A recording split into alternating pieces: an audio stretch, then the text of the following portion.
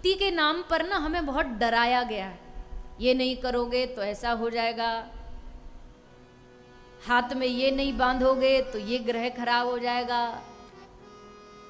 पर भक्ति, सच्ची जो भक्ति होती है ना, वो कभी डराती नहीं। भक्ति हमेशा भक्त को निर्भय बनाती, निडर बनाती। जो डर पैदा करे समझो वो धर्म नहीं है, वो अंधविश्वास है। भक्ति से डर पैदा नहीं होता। कई लोगों को आपने कहते हुए सुना होगा, मैं दुनिया में किसी से नहीं डरता भगवान के अलावा।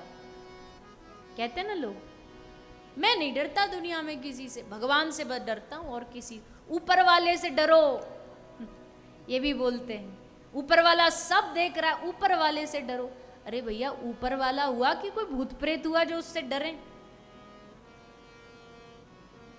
अरे बावरे, दुनिया में भगवान ही तो एक ऐसे जिनसे डरना नहीं चाहिए, उनसे प्रेम करना चाहिए।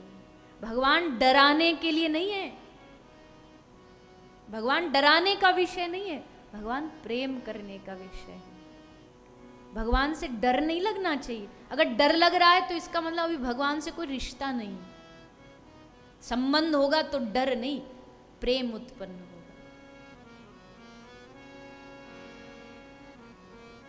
आज का आदमी ना भगवान की भक्ति दो वजह से करता है, या तो लोभ से या डर से। या तो डर है उसे, कथाओं में सुना है भजन नहीं करोगे तो नरक में जाओगे, वहाँ तेल में पकौड़ों की तरह तले जाओगे, उल्टे लटका दिए जाओगे, डंडे पड़ेंगे। हाँ, हमें नरक में नहीं जाना, नरकों से बचना है तो भगवान का भजन करो। ले ली माला, कर रहे हैं किस लिए? नरक से बचना, बस डर है। या लोभ है, या लालच है, कोई चीज करवानी है, हे प्रभु हमारा बंगला बनवा दे, 2 माला कर रहे हैं तेरे नाम की, हे प्रभु हमारा काम रुका हुआ है, ये काम ठीक करवा दे। ये लालच है। होता नहीं, बहुत सारे लोग, इंडिया पाकिस्तान का क्रिकेट मैच हो तब देखो लोगों में कैसी भक्ति जागती है। हर जगह हवन चालू हो जाएंगे, यज्ञ चालू हो जाएंगे, दान चालू हो जाएगा, भारत जीत जाए, भारत जीत जाए। चलो इतने तक तो ठीक था कि राष्ट्र की विजय हो, इसके लिए कोई शुभ कार्य कर, इतना तक तो ठीक था। पर जैसी खबर आती है ना भारत जीत गया, जहां जहां यज्ञ बैठे थे बोले हो गया काम, उठो अब चलो, हो गया खत्म। इतने तक की जरूरत थी, इससे आगे नहीं। ये काहे की भक्ति? इसको आप भक्ति कहते हो? ये भक्ति नहीं है। ये आवरण भक्ति का जैसा है, मतलब बाहर से लग रही है भक्ति के जैसी, पर है नहीं भक्ति। हमारी भक्ति 2 मिनट में, अगर दुख संकट आ गए, इस भगवान को छोड़ो, दूसरा भगवान पकड़ लो, ये भक्ति नहीं है। प्रेम हो तो मीराबाई जैसा, लाख विपत्तियां, लाख संकट, पर एक भजन मीरा का, एक पद ऐसा बता दो जिसमें मीरा ने भगवान से शिकायत की। एक पद बता दो मुझे जिसमें मीरा भगवान से शिकायत कर रही हो, ए प्रभु तुम्हारा भजन करके मैं तो बड़ी गलती कर दी, भक्त होके इतने कष्ट दे रहे हो मुझे, भक्तों पर इतने कष्ट आते हैं भला? हम तो भक्त है भी नहीं, 2 माला करने वाले, फिर भी हम कहते हैं अरे भगवान बड़े कष्ट देते। इन महापुरुषों को देखो, पूरा जीवन इनका कष्ट में चला गया, और भगवान से कभी शिकायत नहीं करी।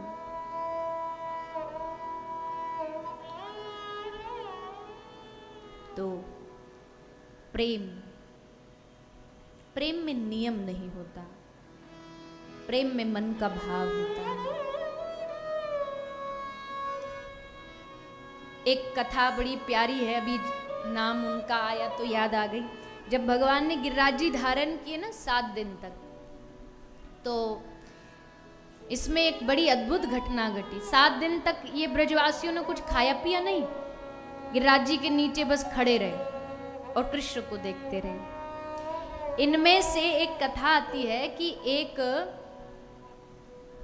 बरसाने में गोपी रहती थी, बरसाने में कन्या रहती थी जिसका नाम था माधवी गोपी। और नंदगांव में एक ग्वाला रहता था कृष्ण का सखा, जिसका नाम था चंदू। तो माधवी छोटी सी थी तो उसकी शादी चंदू से ब्याह हो गया था। पहले जमाने में शादी पहले हो जाती थी और फिर गौना बाद में होता था, विदाई जब लड़की बड़ी हो जाती तब होता था। तो महाराज इसकी शादी हो गई। अब ये तो मायके ही रही, जब बड़ी हो गई तब इसके विदाई का समय आया। और जब विदाई का समय आया ना, तो इसकी माँ, माधवी की माँ माधवी को समझा रही है, देख माधवी, तू जिस गांव में जा रही है ना, नंदगांव में, ध्यान रखना वहां एक बड़ा खतरनाक आदमी रहता है। अच्छा मैया, क्या करता है वो? ले माधवी, जो उसको देखे ना एक बार आंखों ही आंखों से ऐसा जादू करता है, उसके मन को चुरा लेता है। अच्छा हाँ लाली, तुझे कहीं दिख जाए ना तो उसको देखना मत। और मैया देख लिया गलती से तो? बोले देख लिया तो उससे बातें मत करना। बोले बातें कर ली तो? बोले उसको देख के मुस्काना मत। बोले मुस्का गई तो? बोले मुस्का गई तो भी चल जाएगा, लेकिन उसकी बांसुरी को मत सुनना। और बांसुरी भी सुन ली तो? बोले फिर तू गई काम से, फिर तेरा दुनिया में कोई इलाज नहीं कर सकता, बच के रहना उससे। अच्छा ठीक है माँ। अच्छा मैया, तू ना मुझे थोड़ी रुई दे देना, कहीं उसकी बांसुरी सुन गई मुझे तो इससे बढ़िया मैं कान में रुई लगा के रखूंगी। बोली हाँ बेटी ठीक है। खूब समझा बुझा दिया माधवी को। अब माधवी को आया चंदू लेने और लेकर के बैलगाड़ी में बिठा के जा रहा था। वापस गांव पहुंचा, नंदगांव पहुंचा। और जैसे नंदगांव की बाउंड्री में घुसा ही कि त्रिभंग ललित श्री ठाकुर जी वहां ठाड़े मिल गए। भगवान मुस्कुरा के बोले, और भैया चंदू सुनिए, तेरे ब्याह है और अपनी नई नई बहू लेके आयो है। अब चंदू ने एक शर्मा तो बोलो, हाँ हाँ लाला लाया हूँ, अपनी बहू को ही लाया हूँ। तो दिखा, मोड़ो दिखवा हमें। तो ठाकुर जी चंदू इशारा कर रहा है माधवी को, अजी सुनती हो, हमारो मित्र है, या को नाम है कृष्ण कन्हैया, या को अपनो मोड़ो दिखाओ। अब तो महाराज जैसे माधवी ने सुनी, बताओ, जाते दूर भागने को मैया ने कही, वही रोग सामने ठाड़ो मिल गयो। तो माधवी ने जैसे सुनी कृष्ण है, तो अब तक तो इतनो सो घूंघट कर रखो, पर कृष्ण नाम सुन के इतनो लंबो कर लियो। और ऐसे दुबक के छुप के बैठ गई कि नहीं, दिखाने नहीं दूंगी कृष्ण को। सो छुपा लिया अपने आप को। कन्हैया बोले, क्यों रे चंदू, तेरी बहू में कोई कछु डिफेक्ट है का जो मोड़ो छुपा के बैठी है? आंख ते कछु कानी वानी है का? बोले ना लाला, है तो बड़ी सुंदर, पर पतो ना का है गयो, अरे ने दिखा दे मोड़ो। तो बोली ठाकुर जी बोले नहीं दिखाएगी? बोले ना। ठाकुर जी बोले तो ठीक है, जा, हम भी आज के बाद तेरो मुंह नहीं देखेंगे। और गुस्सा है के चले गए। गुस्सा है के घर आए। अब देखो ये ब्रज का नियम था, घर में कोई नई, गांव में नई बहू आती थी ना, सबसे पहले मुंह दिखाई यशोदा, और यशोदा का बेटा ही करता था। लाला को नई बहू को मोड़ो देखने को बड़ा शौक हो। तो मैया बोली, चल लाला, चंदू की बहू आई है तो दिखा लाऊं? तो बोले खबरदार वा को नाम लियो तो। पतो ना कहाँ की अप्सरा आई है, हम ठाड़े, हमने इतनी बार कहीं मोड़ो दिखा दे, दिखाई नहीं रही, आज के बाद हम भी वा को मुंह नहीं देखेंगे। नाराज रह गए ठाकुर जी। माधवी यही बात मानती रही। जब उसको पता लगता कन्हैया गाय चरा के आ रहा है, सारी ब्रज गोपियां बाहर भागती, ये बाहर से भीतर भागती, दिख ना जाए। बांसुरी सुने तो कान बंद करके बैठ जाए, सुन ना जाए कहीं कान में बांसुरी। मना किया मैया ने, बचती रही, बचाती रही, सालों बीत गए बचते बचते। और फिर एक दिन आया जब इंद्र का प्रकोप हुआ, बारिश हुई, तबाही मचने लगी, सब जान बचाने इधर से उधर भाग रहे हैं। और भागते भागते माधवी भी भाग रही है, यहां से वहां, वहां से यहां। और उसी भागम भाग में माधवी के सर का घूंघट हटा, और घूंघट हटा तो नजरें कहाँ गई? नजर गई गिरिराज जी के नीचे एक बड़ा प्यारा सुंदर हस्त कमल, कमल के समान जिनके हाथ हैं, ऐसा सुंदर हाथ श्री गिरिराज जी के नीचे लगा हुआ है।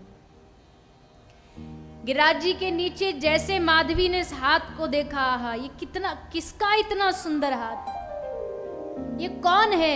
नजर दृष्टि आगे बढ़ी, कंठ देखा, ये इतना सुंदर कंठ किसका है? जैसे आगे आगे बढ़ती बढ़ती गई, प्रभु के रूप को देखा और देखते ही खड़ी की खड़ी रह गई।